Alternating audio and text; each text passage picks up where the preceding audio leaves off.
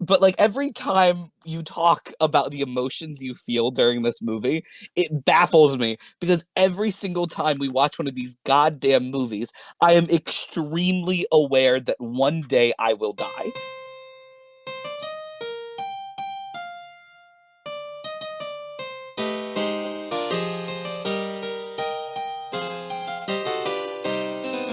Welcome to Bible Boys, a podcast where two ex-evangelical siblings and an ex-Catholic non-sibling watch Christian media and either praise or condemn it. I'm Aaron. I'm Josh. I'm television's the newsboys.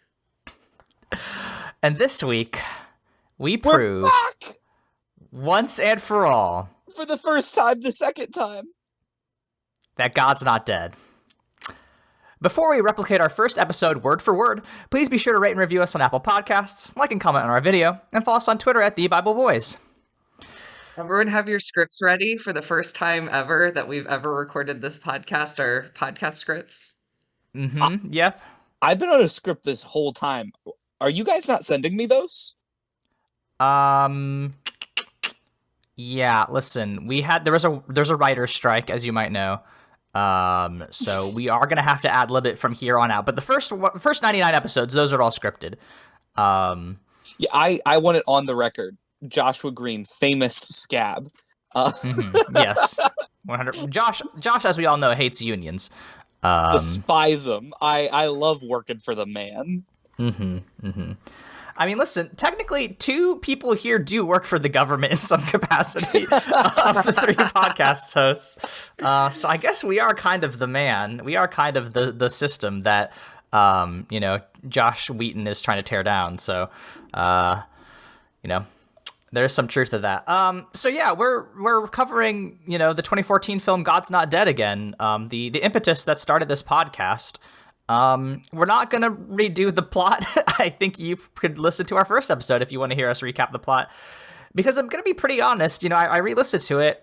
We kind of did it. We did a pretty good job. I think I've gotten significantly worse at speaking and being an analyst of media. I think it's just because in the intervening years we've watched so many terrible pieces of media that I've just gotten way dumber in the last couple of years. But yeah, I think our first episode holds up. The audio quality is not incredible, but I think it's all right. Yeah, I mean, we were young and naive then, and we took it way more seriously. But then the feedback we got from you all is that you like us more when we take things less seriously. We get more listens, we get more clicks. So you know what? You're the reason this is so goofy. So if you miss the days of yore where we took our jobs as internet journalists very seriously, you need to look in the mirror. Do you guys think there's any chance there's at least one person out there that's like, I miss the old Bible Boys, that old shit where Josh was recording using 2 pairs of half-broken headphones? As the editor of most of those episodes, I will say, I don't miss that. When we started this fucking podcast, I was a bag boy at a grocery store. Yeah, I kind of want to talk about where we were when we started this podcast, and now here we are 3 years later, because yeah, you say some stuff in the first episode that I was like, oh, that's not true anymore. Namely that you're a straight man.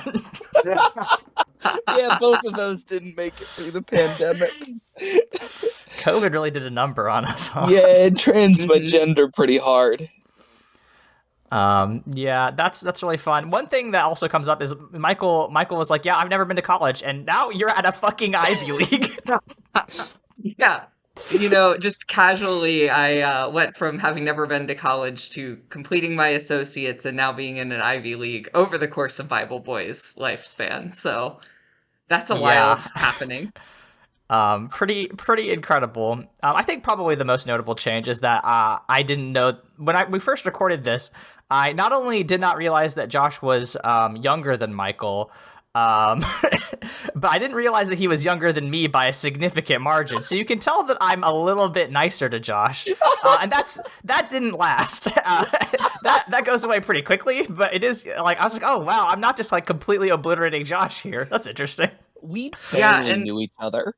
I do think the biggest thing is that we've taught some culture over these 100 episodes. When we began this, Aaron didn't know what poppers were.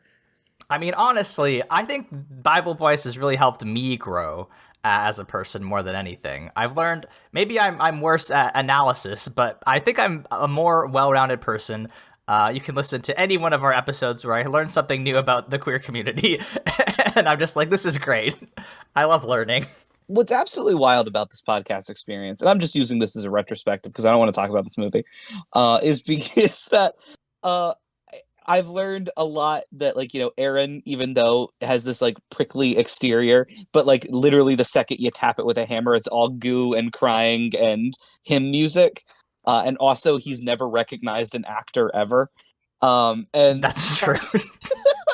every single Bible Boys, Michael will be like, "Yeah, the name of this actor," and Aaron will be like, "Holy shit, that was him!" Listen, I have character blindness. When I'm in it, I just like that's that person is that character. Kevin Sorbo, that's Professor Radisson to me. Did it help out with this one that like the Duck Dynasty guy plays himself? It did actually a lot. I was like, yes, he's homophobic in this one and in real life. Easy to clock that one. Yeah. Do we have any more, things we want to kind of talk about as far as the podcast goes before we kind of do our retrospective and talk about how we felt about our second watch through?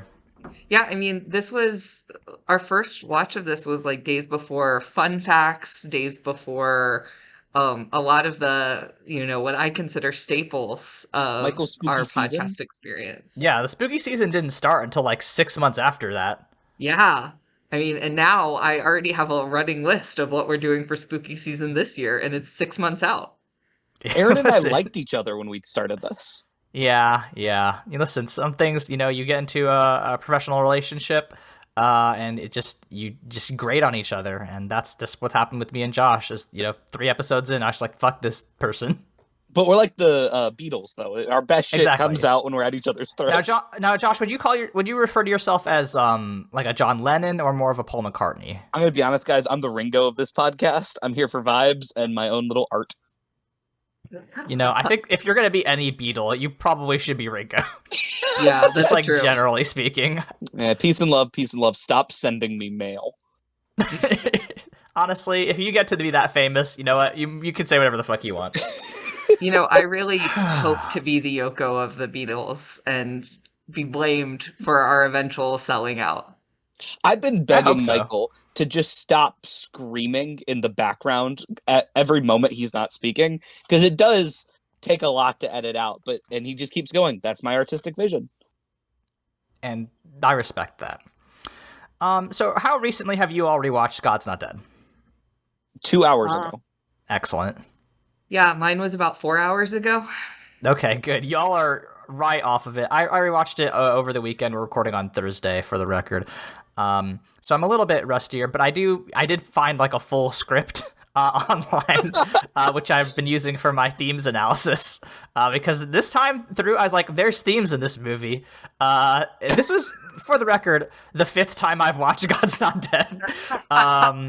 So like it took a while for the themes to actually come through, and maybe that's because I'm just getting to be more into that sort of like critical analysis. But so the idea of you printing out like the script and giving them to your cats, and then like Sierra walking in on you guys doing a little table read of God's Not Dead fills me with such joy that I can't believe. I wish we had fan artists to make that animatic, because that'd fucking rule. I'd be so happy. Can someone make Aaron Pastor Dave dying with his lungs filling with blood? You saying how many times you've watched God's Not Dead has just brought something to attention to me. You've watched God's Not Dead more times than I've watched Midsommar. Jesus Christ, that's bleak. So here's the thing about me is that like actually the movie that I've watched the most in my life is Black Hawk Down, because I had it on my iPod Nano when I was in grade school, and I was a little mini fascist. So yeah, things have changed a lot since this podcast started and since I was in grade school. So let's just look at this on paper. When you were in grade school, the most watched movie was Black Hawk Down. Now, as a mature adult, the most watched movie is, of course, God's Not Dead. I mean, Since above the ages of 18, have you watched another movie more than 5 times? Okay, the actual answer is unfortunately Captain America: Civil War. I probably watched that Respect. like 8 times. Listen, I have bad taste. Guys, I swear he's one of the good straights. I swear. I swear. Aaron's awesome. He just doesn't. His media taste, hide it. Go on Twitter. He's got good takes. You just won't get that. You don't get that kind of rancid energy on this podcast. God in heaven. So how did you feel about your rewatches? Just straight up. It's wild to watch a movie that hates you as a person. I just haven't done that in a while. And it was one of those. I don't know why that always hits me with watching these. It's something about. Oh, it's the bumper stickers, guys. It's the fucking bumper stickers in the first 5 minutes. You don't like Amy's bumper stickers? No, the reason that if I saw those, I'd go like, oh, that's maybe a coworker I could, chat with. But this movie is like eye rolling at me directly, going, "You liberal." Yeah, 100%. Right. Like that's the easiest way to characterize, this reporter, right? Is to be like, hey, this is what this person believes, but you, dear listener or dear viewer, I suppose, you understand how character arcs work, so you know that at the end of this movie, she's gonna take those bumper stickers off her car, because she's gonna be a different person. Aaron, I don't believe the people that wrote this movie thought that. I think they were like, how do we make the most hated character in 30 seconds of screen time? And they were like, get us the worst bumper stickers. I think Amy's very sympathetic. Oh, later on, but I don't think the writers of this were like, I don't think they thought at all about her character arc. I think it was bad liberal that's gonna get better, and that's it. I mean, there are like two kinds of people in this film, right? It's bad liberal who eventually converts, and then righteous Christian. I guess there's also evil Muslim who gets a redemption arc 3 movies later. I like that we've watched all 4 God's Not Dead, so we actually can like provide movie like continuity. Like we could talk about how Jude like is like the heart and soul of this franchise in a weird way that we couldn't 3 years ago. Once he's removed, it's hard. It's a harder watch. Right, yeah. Like we could talk about how like Pastor Dave here, like this is his like highest point in his life, right? Because he's like, I see the power of God before me. I'm able to save a man who dies, and then we get to go to Disney afterwards. Me and my good friend Jude. And in 2 movies, he's like in the rain sobbing because his church is burning down. His friend has been murdered. Like the God's Not Dead cinematic universe is incredible. And then a movie after that, he is taking the most horrendous shit on Capitol Hill, where they're trying to make his kids go to public school. Ewy. Well, and like, I find this version of Pastor Dave like maybe the least offensive and least like, self-insert of any version. Like, as the films progress, it gets more and more the Pastor Dave show. And that's just boring and lame and not fun. And it was, this movie is all of those things too, but at least it has less Pastor Dave. I mean, I think that's just like a victim of the franchise's success, right? So David A.R. White, the guy who plays Pastor Dave, is like one of the founders of PureFlix, right? Self-insert is the right way to describe him, because Dave is a self-insert in every sense of the word. His name is Dave. But like, yeah, I think you're completely right, Michael, is that like, as he gets some more money and he knows that people are going to buy these fucking things, he's like, yeah, I can just make myself the main character of my own cinematic universe, because why not? And like, there's a part of me that respects that. It's like, yeah, if I stumbled upon $100 million for this dog shit, franchise, absolutely, I'd be like, yeah, I'm the biggest dick pastor around. I'm fighting the fucking liberals on Capitol Hill. And like, I can't wait for the story of this podcast where Aaron sells out and it's just him holding my dead body in a burning podcast building. Yeah. I also think the reason that like Pastor Dave gets more and more screen time is like just a very common thing that happens in sequels, where they take something that worked in the a first movie and then are like, oh, do you want that multiplied? Because Dave's not really the main character. He's a side character in this movie. Right. Right. I think that's hugely important, right? The main character, this is a little bit like, you made this comparison in the first episode, Michael, but like Valentine's Day or, New Year's Eve, even Love Actually, you could make this comparison to, right? That Big was Joel. my note. That was like my big note, is that the reason that you like this movie is because it's like all of those movies. Glad Aaron actually went and listened.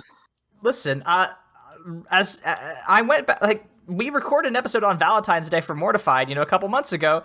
Yeah, that movie rules, and like that's why I'm like very into it. It's like I don't need to know that much about these characters. Like their arcs all kind of like intertwine, but like I kind of the way that they paint their characters is so broad, right? Like you said with the bumper sticker thing. It's like, okay, that's all I need to know about this character.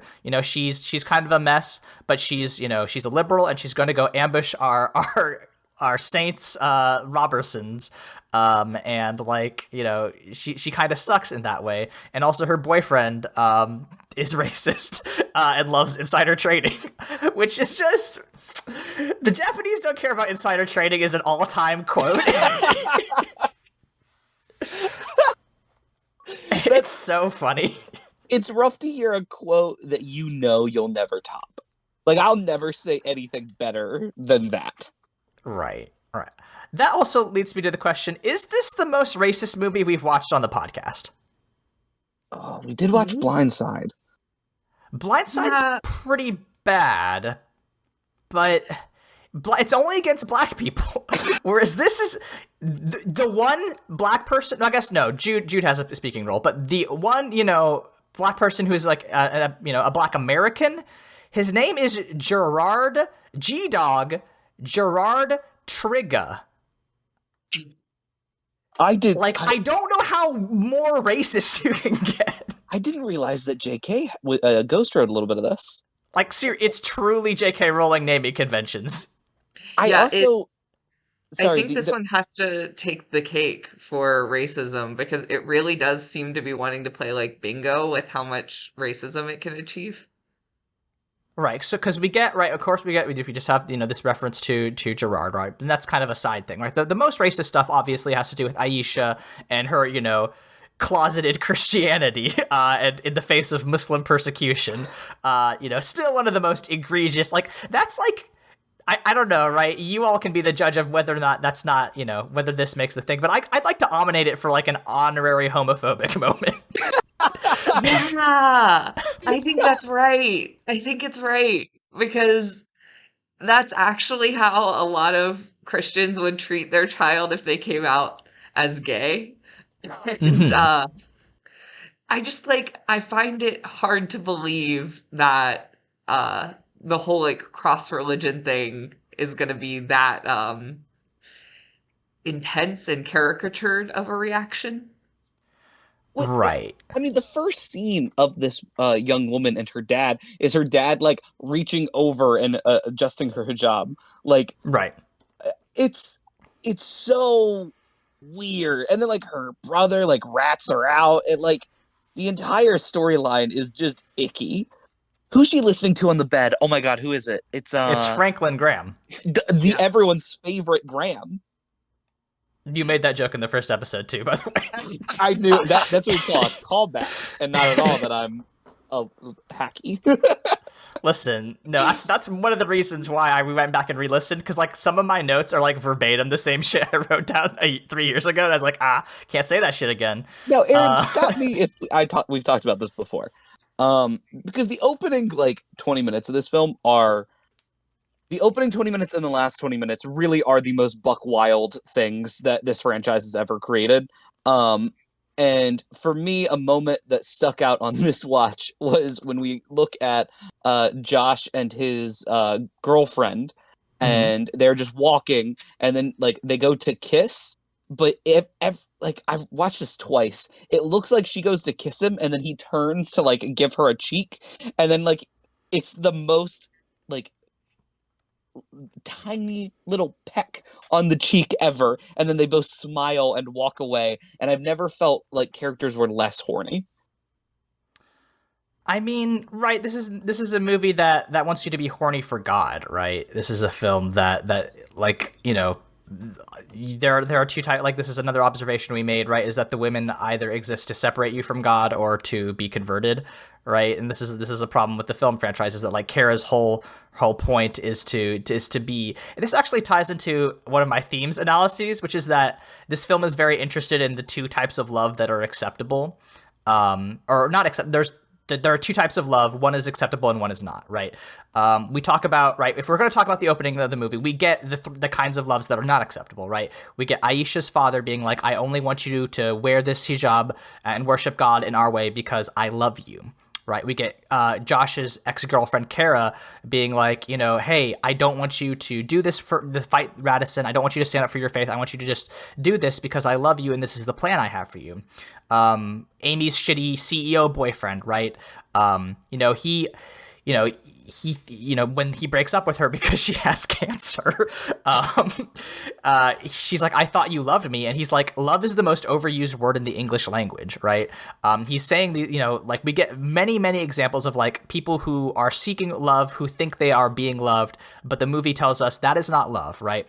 And it even goes even at the end where we get, this also has to do with fucking Radisson's girlfriend, right? She, when she goes to talk to Pastor Dave, he mentions the Cinderella complex, and he's like, this is an issue that many people have, is like, I think the most, to put it in the modern parlance, I think it's probably closer to the I can fix him sort of complex, right? It's, but I looked it up on Wikipedia, right? And Wikipedia talks about the Cinderella complex, as an unconscious desire to be taken care of by someone else, right? And like, I think that's a very interesting way to frame this movie, because right at the end, right, the things that actually, the love that is good, right? We get Matt Radisson's mom, the letter that she writes to him is like, I love you so much. I want you to only know the love of God. Willie Robertson when he's making that, Facebook call to like, ask everybody to message 100 people, God's not dead. He says, like, that's how we tell God we love him 1,000,000 times. Like, this film is very interested in showing like there is, and then Radisson's ultimate defeat at the hands of Will, right, is, or Josh, sorry. He says, Josh's question is like, why do you hate God? And he's like, because he took everything from me. I hate being the opposite of love, right? Radisson's whole character is fueled by his hate for God, when he should be full of love. And then, when he's full of love and also the blood in his lungs, that's the completion of his character arc. And that's probably 100 times more thought than anyone in the world has put into these movies. I think so. I'm the world's leading God's Not Dead expert. I want to say, anyone can come at me, but I think I currently have the crown. I think it's wild that you did all of that without even looking at the murder board behind you with all the string and the red twine tying the pictures of the characters together. Yeah, it does also just say like Pastor Dave written in a very weird handwriting right in the middle. I think that ties all of it It's all cut out of different magazines. In rewatching this, I did find myself also thinking about like love and faith and how those things intertwine. And something that came up for me is we almost have a Job story here, but they were just pulling some punches, giving it to us, because Josh could actually have like lost more than his girlfriend and really had like a story of Job. And I think that would be this was before the days of me rewriting films when we first watched this. So I'm going to rewrite God's Not Dead here and say, I'm more interested in this kid, maybe, unwisely sticking up for his faith in this way that he loses, and there's actual like consequences other than his girlfriend breaking up with him. Like, that was a good first step, but like what makes Job so powerful is that story. You have this man losing literally everything and still being like, I'm not going to denounce God. Like, where's the film that he gets kicked out of school and like loses tuition, like his like tuition or whatever, in order to stand up for God? That's way more compelling And You they just didn't want to give us that. you kind of have to give it to this movie for standing up to the fact that even though they pretend Christians are this giant persecuted class that exists throughout society, that even in their own movie, most of the town comes together and will support you if you are Christian, and everything will turn out fine. Yeah, and the only people who have consequences are those who don't believe in God, right? Like, you've got cancer and being hit by a car, and your consequences for not believing in God. And I'm just saying, God fixed one of those. The Newsboys fix one of those. Oh, I forgot. So I do want to mention, it's not confirmed that her cancer is cured in this movie, right? You're Oh my right, it's God. not. Because I re-listened to our second episode too, and that's when they confirmed that her cancer is in remission. You're right. Which is hysterical. It's really funny that they do a faith healing and then they don't follow up on it. It's up to your That's- imagination if it works or not. That is some Thanos at the end of Avengers crazy called shot in my mind. The They newsboys knew. putting on the gauntlet. I'll heal Fine. her myself. If God won't, the newsboys will. Oh my god, it's really good. Is the thing is that these films fucking rule. Here's the thing. Like, there's a couple. One fun fact: the song that the movie opens with is sung by Shane Harper, the person who plays Josh Wheaton. That's Like- wild. Which is just a wild thing that we never picked up on, but I just like kind of caught it in the credits, and I was like, wait, this dude is the singer? So that's hilarious. He was a Disney Channel star. Let me see if I can pull up his filmography. But that's Looks super familiar every time I've watched it, all two. Harper IMDb, because he has been on some stuff. Obviously, God's Not Dead is kind of his biggest one, but he's been in things like High School Musical 2. Yes, High School Musical 2 was the one that I wanted to pull. He was just like some guy in HSM 2. Wizards of Waverly Place for one episode. Good Luck Charlie is probably where a lot of our younger listeners know him from. He was in 28 episodes of Good Luck Charlie. Oh, it looks like he was in Zoe 101. Yes, he was also in Zoe 101, right? He did the Nickelodeon to Disney switch. He was also in Noah. Wait, was he? The Was he in 2014 Noah? Noah? Yeah. Oh, well, who was he? Let me see if I can find it really fast. He was actually Noah. He was Russell Crowe's stunt double. He played Russell Crowe. Playing I Noah. think he had like a minor role in it, but Man number 8 crushed by Nephilim. I mean, listen, poor Mr. Harper, like, in 2020, he didn't actually play a character named A Teacher. he was in A Teacher. Yes, he was in the show called A Teacher. I thought it'd be very funny. But yeah, no, so, like, this dude's been around. Obviously, I think probably God's Not Dead is his biggest, franchise. He's since been in God's Not Dead 3, A Light in Darkness. Was he in 4? I don't remember. But anyway, shoutouts to Shane Harper, representing the Lord while also working in Godless Hollywood. Good for Shane. Hop on the podcast. We got questions. Listen, I would talk to Shane Harper. I would be nice to him. I would say, hey, our podcast does not like the films you've been in, but like we will be nice to you and ask you what it was like to be on those movies. Legally, Aaron, I don't know if you're allowed to say you don't like these movies. That's the thing, right? At a certain point, satire is you cannot separate satire from adoration, right? And I'm definitely on the line of being like, man, it's like those people who are into World War II, right? And it's just like, hey, you're a little bit into World War II, bud. Because you guys, I love both of you. You guys have become dear friends in Aaron, but like every time you talk about the emotions you feel during this movie, it baffles me because every single time we watch one of these goddamn movies, I am extremely aware that one day I will die. And that okay. for at least now, like 11 hours of my life that I don't get back, that only moves forward, guys. It doesn't turn back time. I have spent it watching Pastor Dave's Little Adventures. Yeah, That killed and me. it's gonna kill Josh apparently. When I die, I have to come to. I think that's gonna be my last thought of. Fuck! I should have watched Lord of the Rings one more time instead of.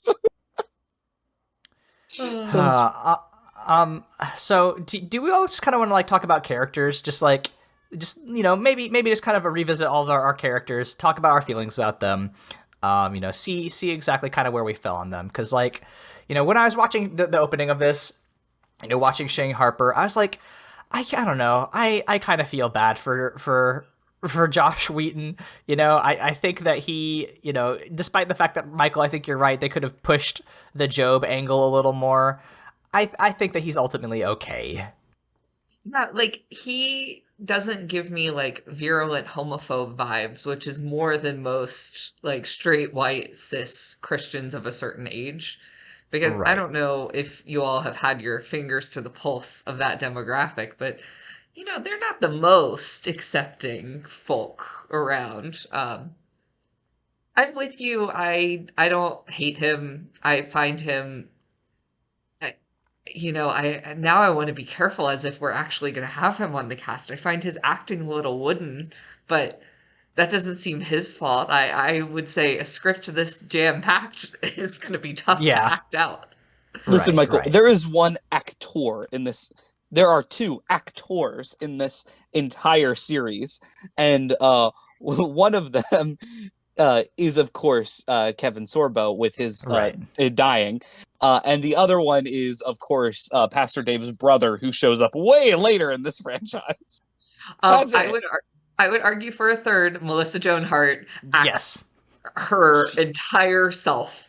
She leaves nothing. There is no gas left in that tank. We can all agree that the Duck Dynasty guy does feel like he's reading the cue cards that are being held up 20 feet behind the camera, right? Which is weird because he does television for a living. You'd think that maybe he'd be better at this. It's no joke. Like, God is life for me. When you look at God, I love God. And they're like, got it in one. Cool. Have a nice day, sir.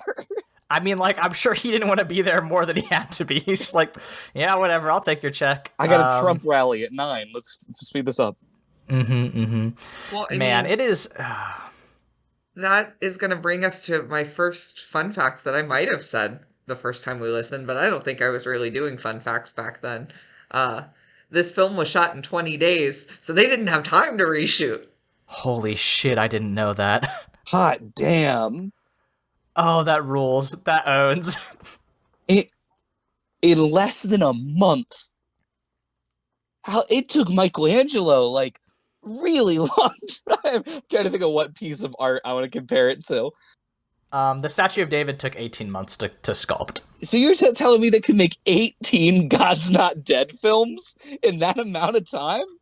If only Michelangelo was directing these movies.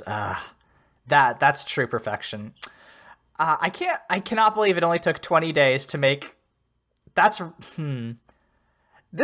is an all right movie for 20 days. Like, no, listen, it's not great. But get away with this. I'm not. I can't, Aaron. No.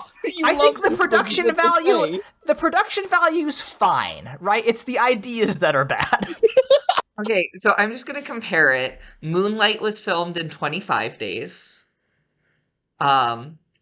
We have Birdman, which was shot in 23.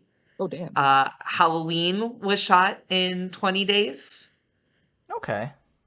So I think this might be a terrible film for the amount of time it was shot. For example, another one, Little Shop of Horrors, was shot in 2 days. Okay, that's actually an all-timer. Little Shop fucking owns, so yeah. Jesus Congrats Christ, to those so people. Okay, all right, but listen, these people are amateurs, right? They're not working with like the quality. I can't believe I'm on the side of fucking defending PureFlix here. You always are, Aaron. That's the thing. You love these movies. It's okay. We love you anyway. I love these movies the way I love the Left Behind novels, I guess, is that I'm just a fucking sicko for this stuff. Can someone please edit Aaron's face over the sicko? I mean, it's true. If there's any evidence that I'm a sicko, it's 100 episodes of this show, right? Is that I show up for these, and I'm just like, yeah, this is great. I love doing this. All the media is visibly melting my mind. Can I please talk about Kevin Sorbo? Please. So, I did not realize in the first time I viewed this movie, and Aaron, please correct me if I'm wrong, this is the disappointed guy. This is the dude from the video where he goes, wait a minute, I'm not home. Disappointed! Because the script at one point said, like, scream in disappointment, and he just screamed disappointed. All right, I'll find the clip and send it to you, motherfuckers. Wait a minute. This isn't my world. Disappointed! I mean, listen, I don't think it's gonna fucking surprise anyone that Kevin Sorbo was a dumbass. Like, he has a Twitter. You can read all his rancid thoughts anytime you want. You know, I would call him 2 Corinthians short of a Bible. Correct. But I mean, his tweets on January 6th are still some of the best stuff that's still on Twitter. Yeah, I think one of the funniest things that is that January 6th happened after we started recording this, and like, man, I wish we had access to Kevin Sorbo's tweets on the first time we recorded this. Just him going, it's happening! History is being made! Antifa were the ones that went into the Capitol building. No Trump supporter would do this! What a little dweeb.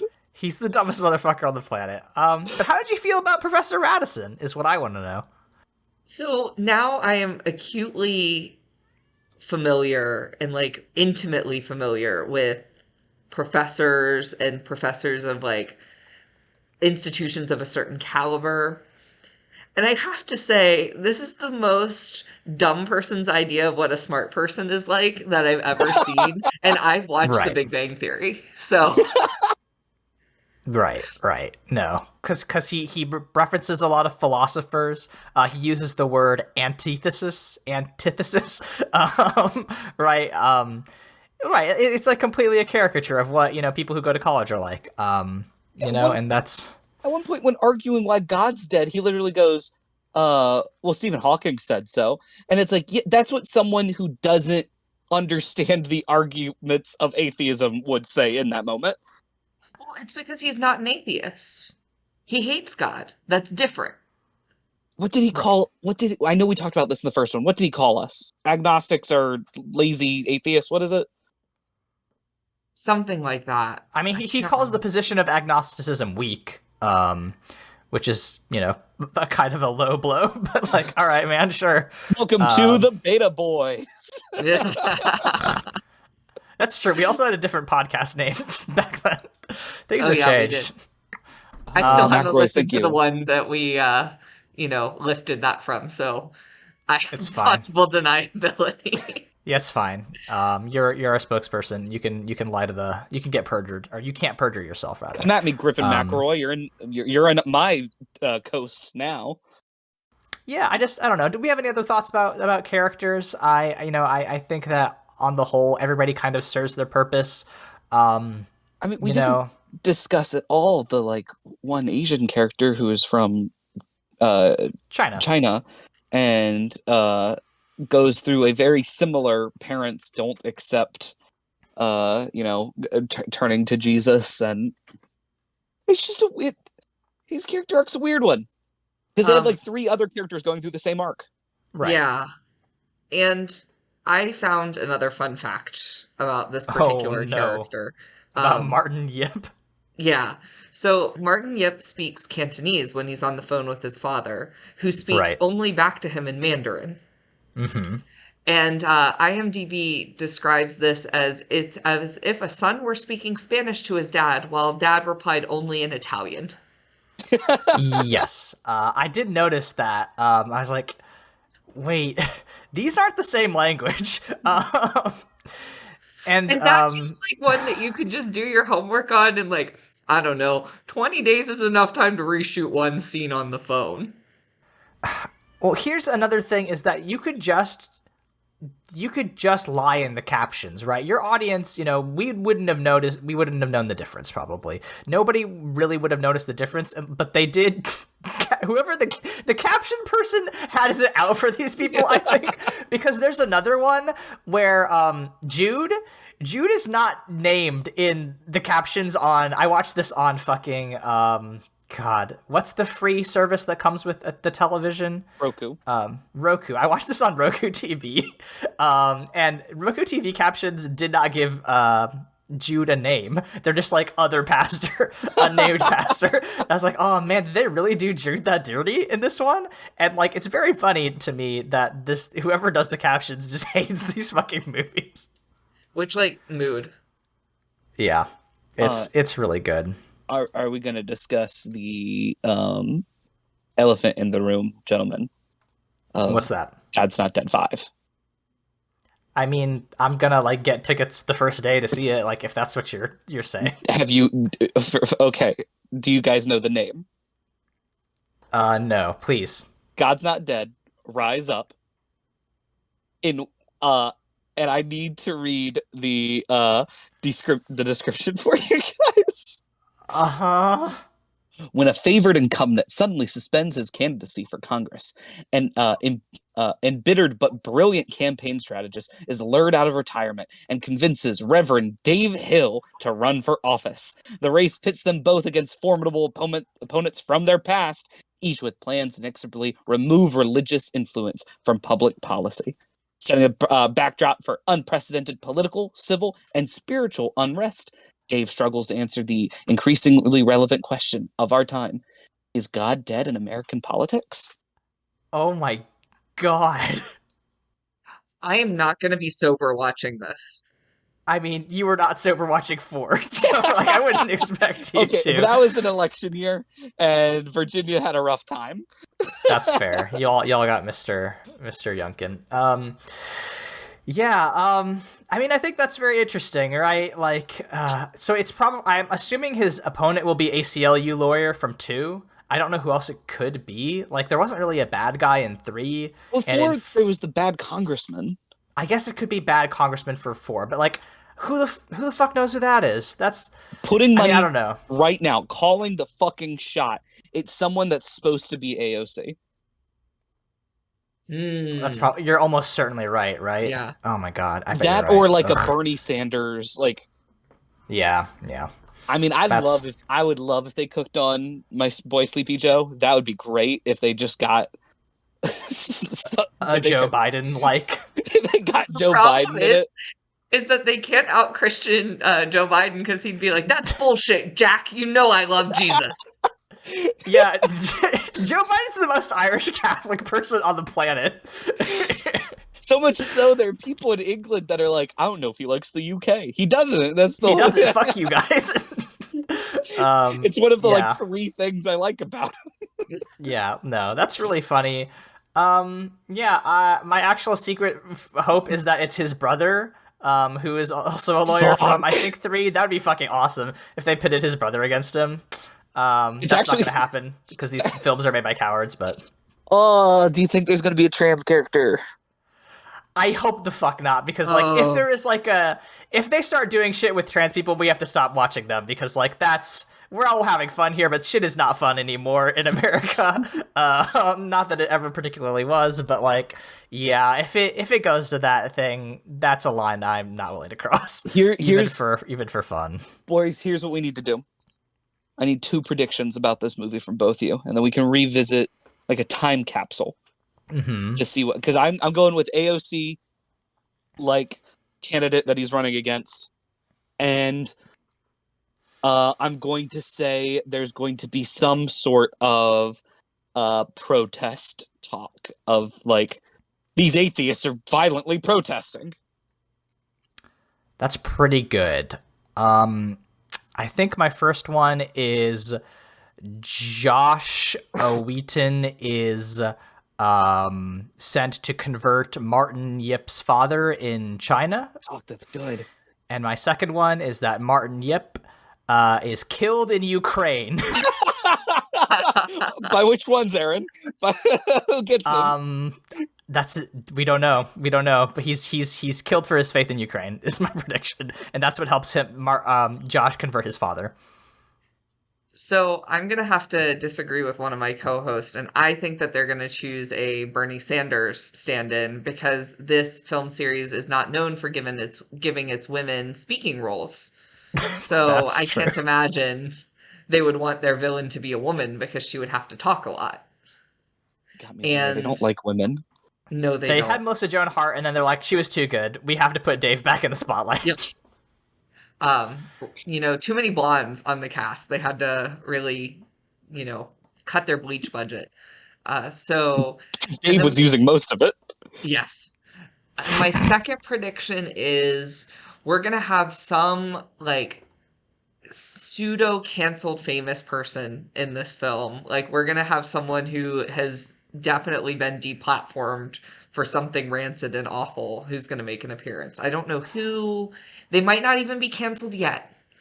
Right? Yeah. This is young. Like they've had the Huckabees, they've had, the Judge Perot or whatever. Which was Michael's definitely. I remember when she popped up on the screen, I got so excited for my brother. Oh, there are some people where if they're like, yeah, this person should be on, that's another line where I'll be like, I don't know that we can watch these. Like, I got it, boys. I'm throwing away both of my predictions. I don't care if mine were safe and probably right. They're gonna get the My Pillow guy on there. Oh, for sure. They gotta get somebody that's like fun. him. What, Mike Lindell or whatever? Mm-hmm. Yeah. I'm fucking. That's my Babe Ruth called shot. I screw the other ones that are actually might happen. I can see him yelling and raving about how he used to be on every drug, and now he's not, and has a great pillow apparently. Don't buy his pillow. Yeah, I think that's almost certainly going to happen. Okay, so I have two more themes that I did my research on. I have two more themes analyses I want to talk about, Holy shit, guys, and then we're going to watch. He's getting rid of the board in the background and replacing it with another board with more stuff scribbled on it. But this time, instead of Pastor Dave, it says Pastor David. Yeah, the alternate universe, the big Pastor Dave theory. No. So, and then after that, we're going to watch the Newsboys God's Not Dead music video, which is very funny. So, there's a through line in this franchise that we haven't touched upon yet, and it actually has to do with the best character, which is the car salesman. Car salesman, who is like a theater actor, who's like a musical theater actor. He's great, easily the best character in these movies. But I do want to talk about how cars are used as a vehicle of salvation, if you'll forgive the pun. Right, obviously, what's his name gets hit by a car, right? That's kind of a big deal. That's what gets him to his conversion point. Radisson is killed by a car. And I had posited that the car that hits him was the car that was being driven by Mark, the shitty CEO boyfriend. But upon looking at it, it looks like a Toyota Corolla. And do you know who drives a Toyota Corolla in this movie? Oh my god. Is it the car salesman? No.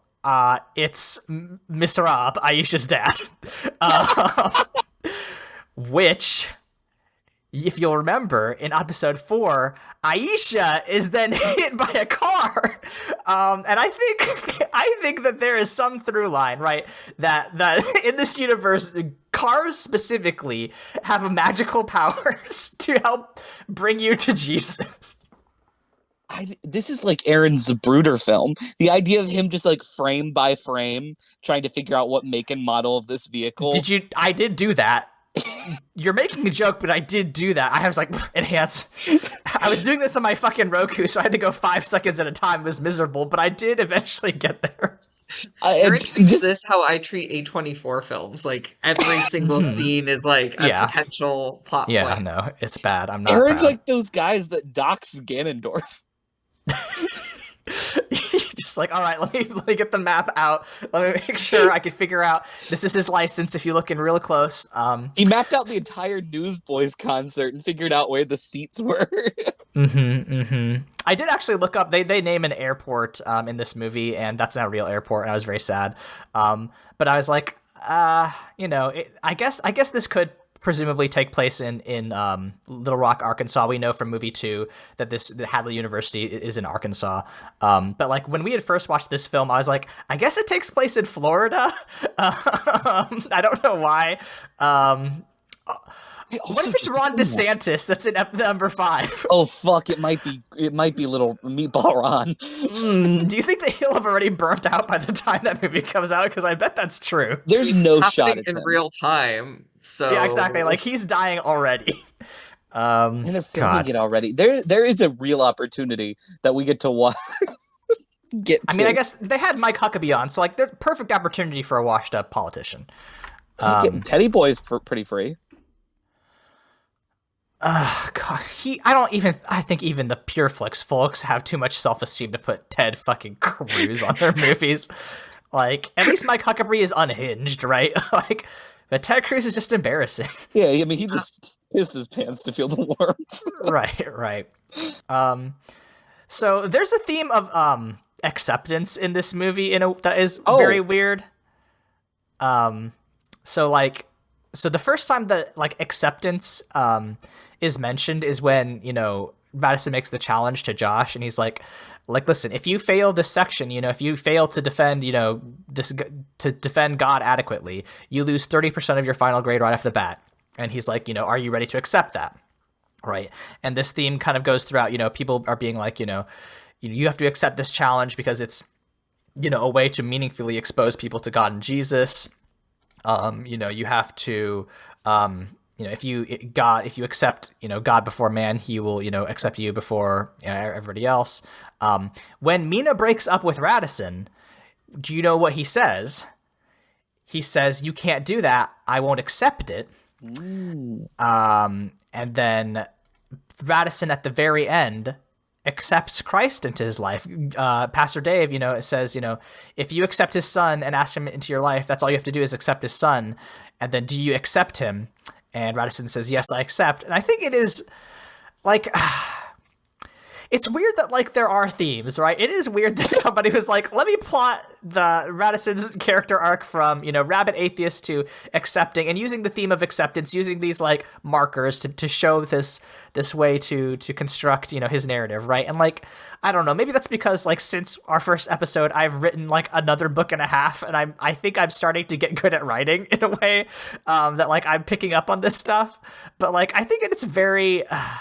The thing is that, like, I don't know that you can do this sort of, like, analysis with the other movies because at some point they just become the Pastor Dave show. But, I thought it was worth bringing up. I think it's interesting that, like, at the end of the day, they do kind of bring a lot of these character arcs to an acceptable conclusion. When I was in college, I had a professor teach me about the Cold War, specifically an American perspective on it. And he was from New Zealand, and a lot of the kids would ask him like, hey, why'd you pick this topic?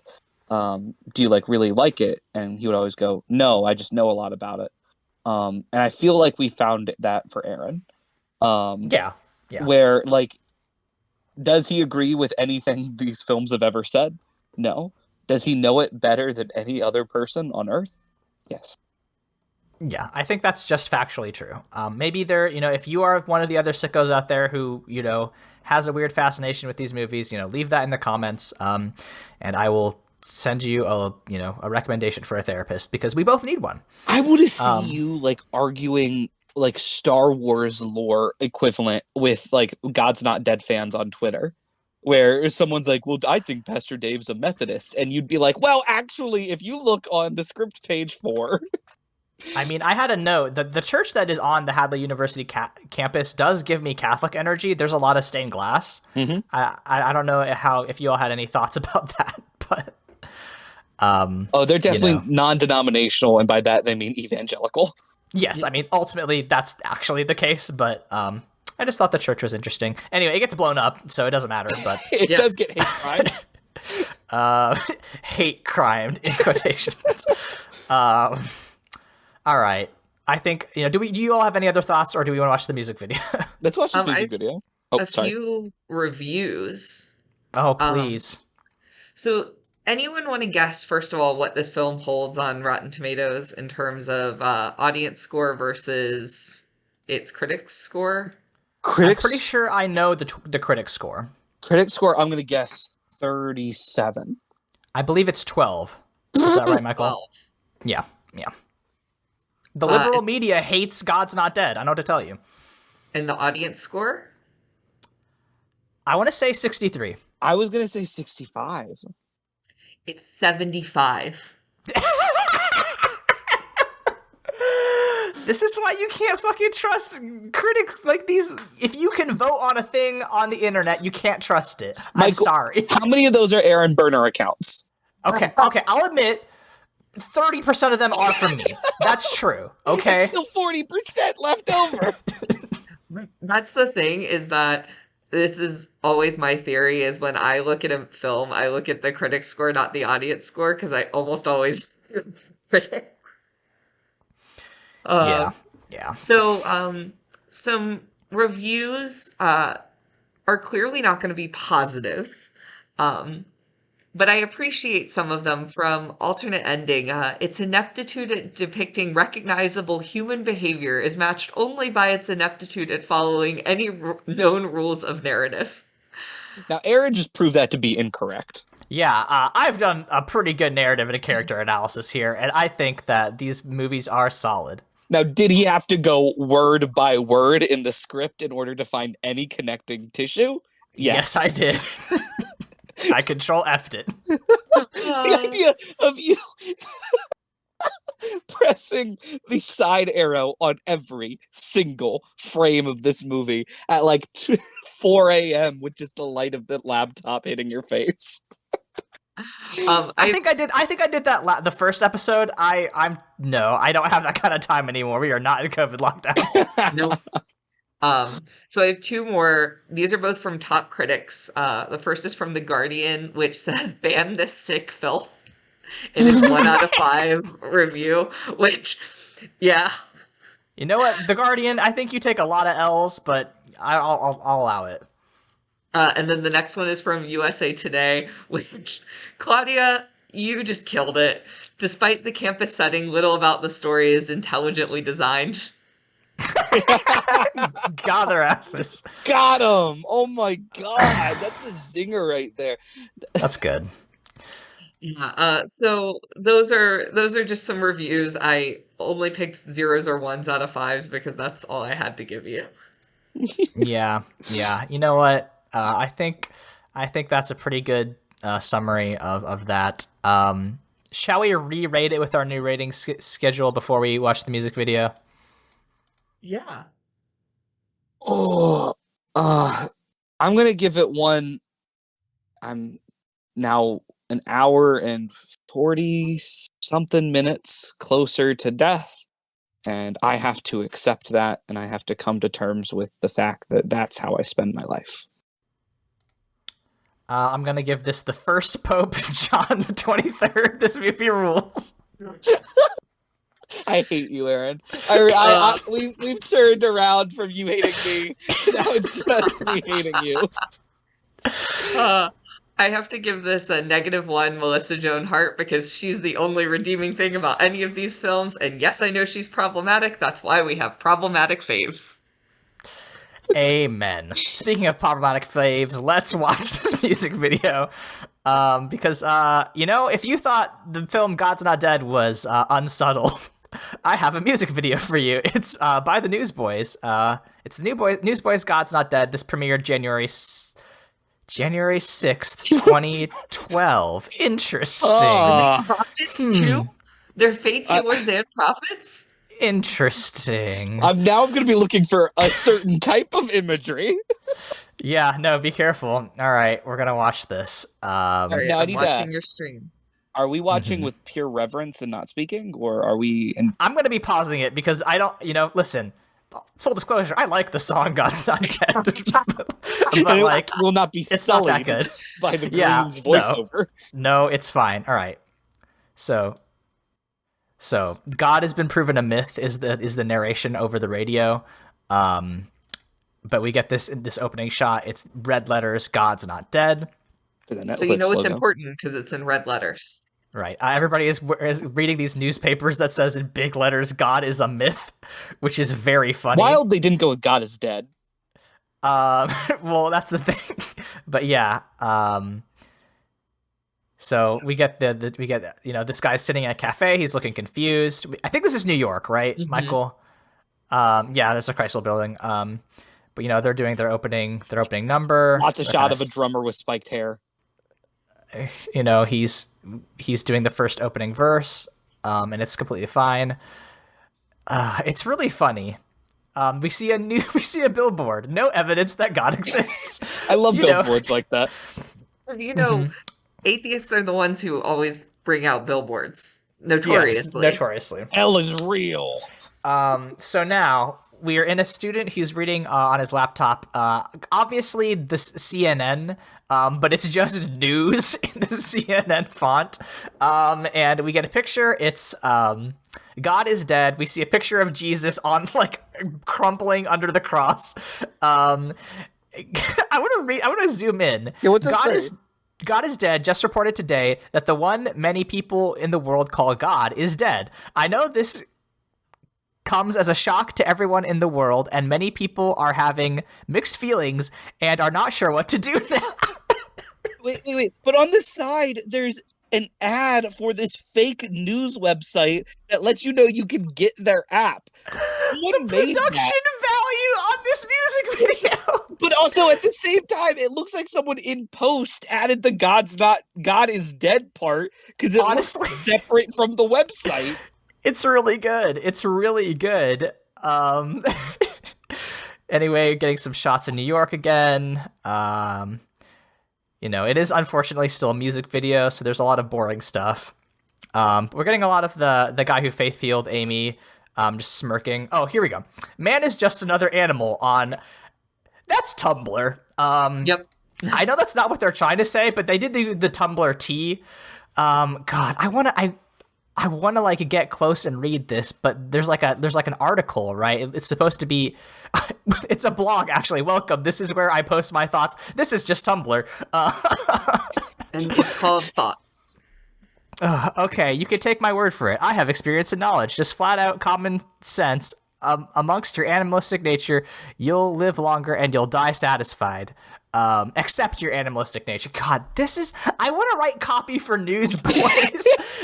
Music videos, because this dude's having a great time. Hell yeah. If this was real, though, you'd scroll down and it would just be furry porn. Just so. Oh, yeah, 100%. If you go on Tumblr and type that out, the furries will find you. Oh, it's Twitter.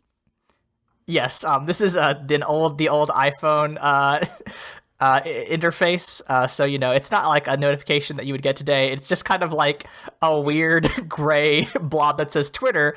And then Twitter is personally DMing this person and saying everything came from nothing. I'm so glad Elon's here to guide us right from this liberal Twitter. I think Elon did do something right. I kind of hated the threatening messages I got from Twitter on a daily basis. Just said, when you die, nothing happens. Mm-hmm. Let's see. We have another CNN Chiron. How can a good God allow evil? I bet he's dead. So yeah. Well, God. Yeah. The Newsboys dude is doing a double take. He takes his glasses off. He's like, "What? What is happening? You guys reading this? Are you seeing this shit? It's really good. Obviously we're getting some of the chorus now. Man, turn that shit up. Yeah, I gotta blast the tunes. Okay, hold on. We have a believer alert. Let's see. We are made in the image of God. What I have to say. This is a new blog post, December 1st, 2011. This guy's news post says, "We are made in the image of God. We are beautiful in his eyes, no matter what color our skin is, or if we are a girl or a boy, a woman or a man. But that's no matter what, no matter what race you are, God loves you, and he wants you to know that. He has made us in his image. He wanted to make us beautiful, and he knows each and everyone's name. He loves us and every one of us, and we are made in his image." Yeah, okay. They did maybe need an editor for this one. Well, that's just a person's blog, not from News Corp. Yeah, I know. But let's see. Oh, interesting. Everything came from something. This man is texting Twitter. Yeah, these are the days where you could SMS tweet. Oh, I bet that's right. Okay, interesting. Yeah, 2011. I guess you probably could. I was 12. Oh my Christ. Phones are so tiny. Yeah, this dude goes and like harasses a woman in a cafe. He's like, no, God's actually alive. A bunch of white people come up with their phones to watch the Newsboys singing. And it's all televised. It's all getting televised. It's taking over the liberal media. Hold on, wait. There's so much All of a good sudden- shit. So much shit just popped All of a up. sudden, CNN has completely turned around. They have a new chyron. Complexity of life points to design. So, intelligent design isn't a universally acknowledged thing about Christians, but I do love that. Okay, here we go. CNN has issued a retraction. I was dead, but am alive forevermore, quoted by Jesus. Breaking news, think God is dead, think again. Jesus himself said, I was dead, but I'm alive forevermore. In a newly published report, scholars have stated, it just may be true. Merely days after his condemnation and gruesome crucifixion, Jesus of Nazareth, the man claiming to be the Son of God, was seen alive again, walking through walls and meeting with his followers. Many skeptics have claimed it's a hoax, but put together by radical followers, but those who believe say, not true, he is surely alive. The proof seems to be with the Jesus followers. That's Great. a bold statement, Senator. I hope you can back it up with facts. Yeah, facts and logic. All right. The sources, I made it the fuck up. Sources, I made the fuck up. Yeah, I mean, that's kind of all. I think the rest of it is pretty, banal. It's Pretty just a bunch of standard, shots like- of New York. Yeah. Yeah. American They're having a good flags. time. But I did just kind of want to point those things out because the Newsboys are, we like to give the Newsboys a lot of credit here, but they are a bunch of weirdos at the end of the day, and you gotta respect that. Well, we give them credit because they saved that woman's life. Listen, they are, miraculous faith healers. We gotta respect that. All right. Have we ever talked about the fact that they formed in Australia? I don't know that we've talked about it, but they are an Australian band, right? They're all Australians. Because I feel like I did not know that until 30 seconds ago. Yeah, that's just they're not American based. That's why they have weird accents in the movies. Never picked that up. I was so shocked that they were healing a woman that it really got me. Yeah. Shout outs to the Newsboys. I mean, I think that's pretty much it. That's all I kind of wanted to cover. But yeah, when we're not rehashing the best Christian movie and perhaps the best movie of all time, where can we be found on the internet? I'm at Green History on Twitter. I'm at Michael's Diamonds on Twitter. I'm at AaronSXL on Twitter and at aavoigt.com, where I talk about tabletop RPGs, health policy, and writing. I have a YouTube channel that I guess I did kind of do a Christianity adjacent tabletop review recently. That's Apocalypse Keys and Desperation to Belong. You can check that out if you are a fan of this podcast, because I think it'll probably be up your alley. That's AA Void on YouTube. I do another podcast with my friend Layla. That's at Mortified Pod. We covered the 1993 Super Mario Brothers movie recently. Oh my god! And I didn't like it as much as Layla did, but Layla liked it a lot. So check that out. It was a fun time. But yeah, I mean, after 100 episodes, I think I gotta say, I think the experiment has been a success. I think we've done it. I think we've proved that God is not dead. He's alive in our podcast. And this also means that on episode 200, baby, we're coming back for God's Not Dead 2. God, yeah, we'll see. We'll see you all in another 3 years. But if the prospect of us not seeing Melissa Joan Hart for another 3 years does bring a tear to your eye, just remember, listeners, that it is okay to cry, because even Jesus wept.